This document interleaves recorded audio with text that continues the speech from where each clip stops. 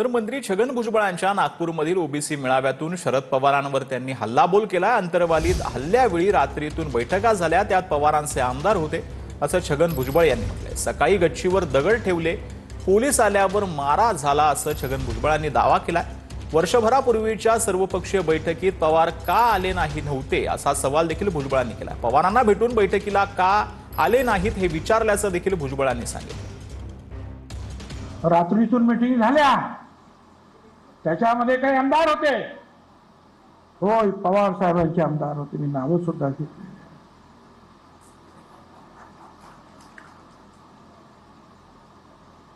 त्यांच्यातलेच एक जे आहेत ते काही महाराज म्हणून काय म्हणतात ना, त्यांचा कुठले तरी महाराज महाराष्ट्र काय अनेक गोष्टी बाहेर पडल्यानंतर यांनी सांगितलं आणि त्याप्रमाणे सगळ्या गच्च्यांवर दगड ठेवले आणि सकाळी जेव्हा पोलीस आले तेव्हा तुफान दगडाचा मारा सुरू झाला।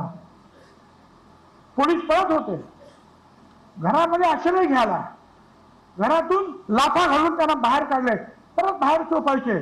महिला पोलीस होत्या, त्यांना सुद्धा त्रास झाला। पवार साहेब वर्षापूर्वीच सर्व पक्षाची मीटिंग बोलवली, तुम्हाला बोलवलं, सगळ्यांना बोलवलं, कोणी आलं नाही। तुम्ही का नाही आलात? आणि तुम्ही आलात नाही, मी तुमच्या घरी गेलो, दिवसभर टीव्हीला चालू होतं भुजबळ, अचानक पवार साहेबांच्या घरी हजर, मी 2-3 तास बसलो, म्हटलं भेटणारच आहात।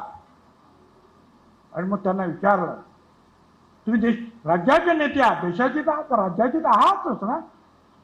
आणि त्यांनी त्यावेळेस हो, समाजामध्ये भांडणं लागली, ते त्याच्या लग्नात जात नाही, ते त्यांच्या हॉटेलमध्ये जात नाही। मग म्हटलं तुम्ही हे का आलात नाही? तुमची जबाबदारी नाही? तुम्ही ज्येष्ठ नेते आम्ही म्हणतो, तुमचं काम आहे ना, ते असं करू नका सांगायचं।